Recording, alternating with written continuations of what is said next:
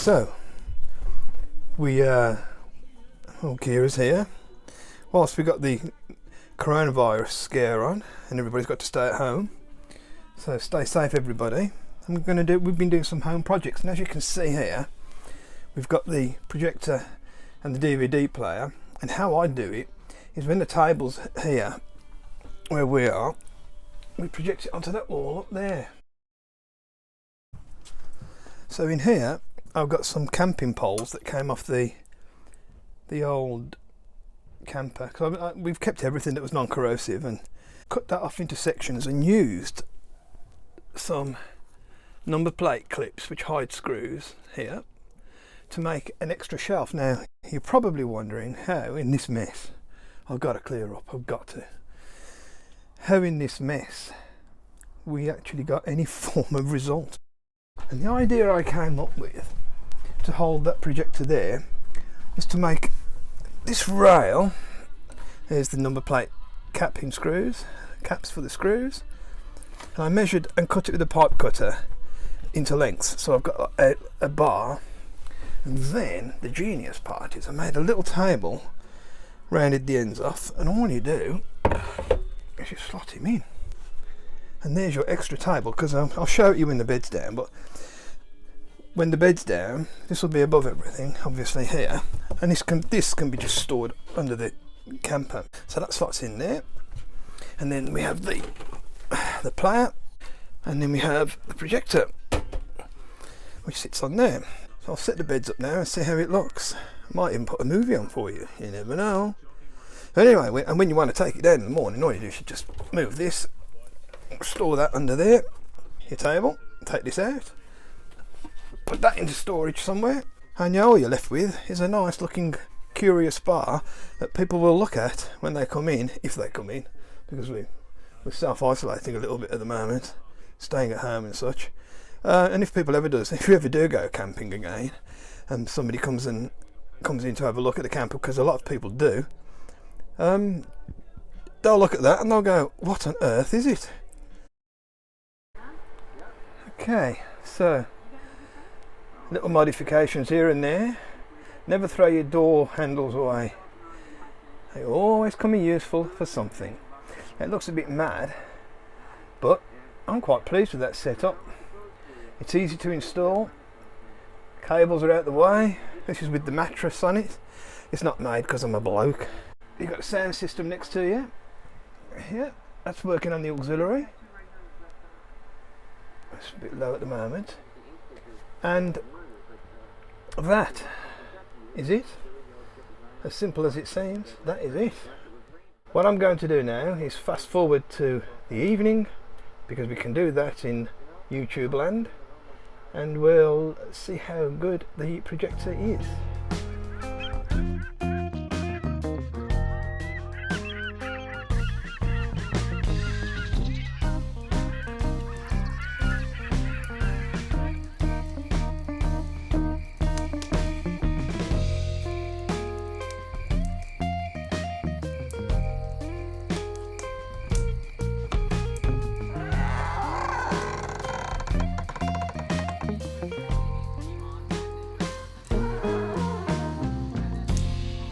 So this can't be done without essential ingredients.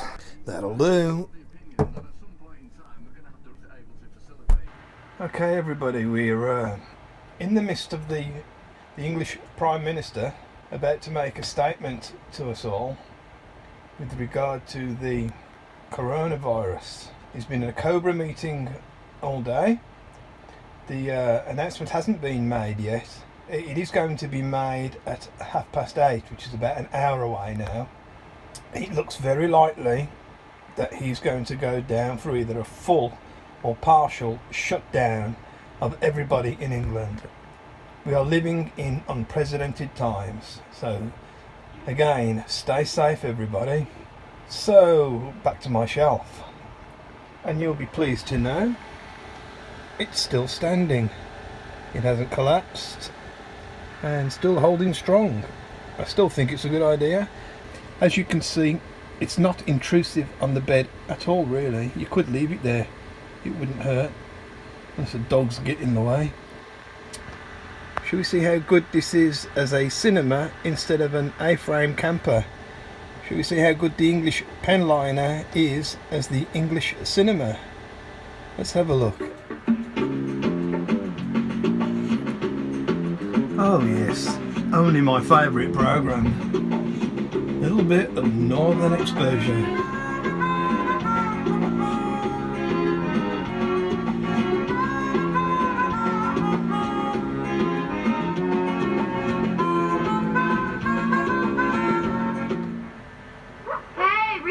I think I'll sit back and relax.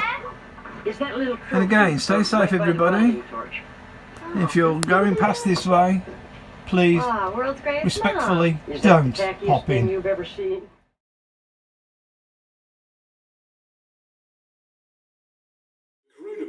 is the biggest threat this country has faced for decades, and this country is not alone.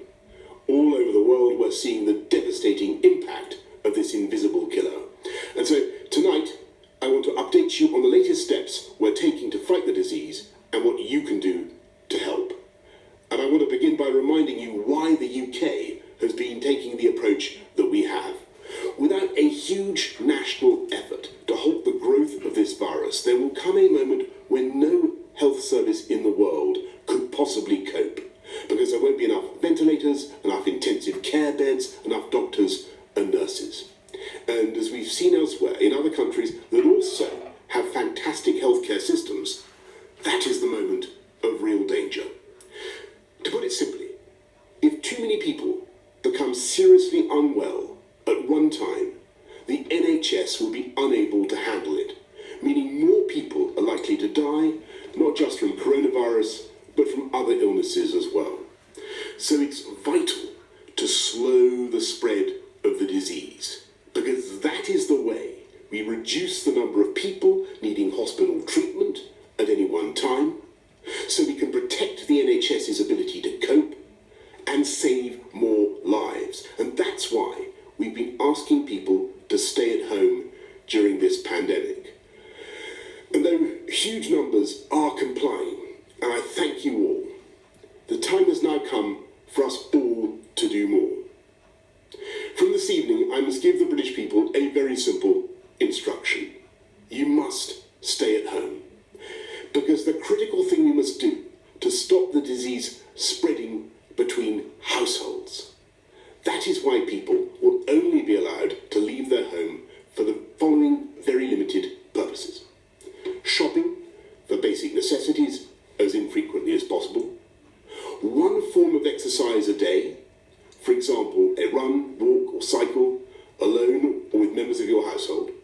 Any medical need to provide care or to help a vulnerable person, and travelling to and from work, but only where this is absolutely necessary and cannot be done from home. That's all. These are the only reasons you should leave your home. You should not be meeting friends. If your friends ask you to meet, you should say no. You should not be meeting family members who do not live in your home. You should not be going shopping except for essentials like food and medicine. And you should do this as little as you can. And use food delivery services where you can. If you don't follow the rules, the police will have the powers to enforce them, including through fines and dispersing gatherings. To ensure compliance with the government's instruction to stay at home, we will immediately close all shops selling non-essential goods, including clothing and electronic stores, and other premises, including libraries, playgrounds and outdoor gyms and places of worship. We'll stop all gatherings of more than 2 people in public, excluding people you live with. And we'll stop all social events, including weddings, baptisms and other ceremonies, but excluding funerals. Parks will remain open for exercise, but gatherings will be dispersed. No Prime Minister wants to enact measures like this. I know the damage that this disruption is doing and will do to people's lives, to their businesses and to their jobs. And that's why we've produced a huge and unprecedented programme of support both for workers and for business. And I can assure you that we will keep these restrictions under constant review. We will look again in 3 weeks and relax them if the evidence shows we are able to. But at present, there are just no easy options. The way ahead is hard, and it is still true that many lives will, sadly, be lost. And yet it is also true that there is a clear way through. Day by day, we are strengthening our amazing NHS with 7,500 former clinicians now coming back to the service. With the time you buy, by simply staying at home, we are increasing our stocks of equipment. We are accelerating our search for treatments. We're pioneering work on a vaccine. And we're buying millions of testing kits that will enable us to turn the tide on this invisible killer. I want to thank everyone who is working flat out to beat the virus. Everyone from the supermarket staff to the transport workers to the carers to the nurses and doctors on the front line. But in this fight, we can be in no doubt that each and every one of us is directly enlisted. Each and every one of us is now obliged to join together to halt the spread of this disease, to protect our NHS and to save many, many thousands of lives. And I know that as they have in the past, so many times, the people of this country will rise to that challenge and we will come through it stronger than ever. We will beat the coronavirus and we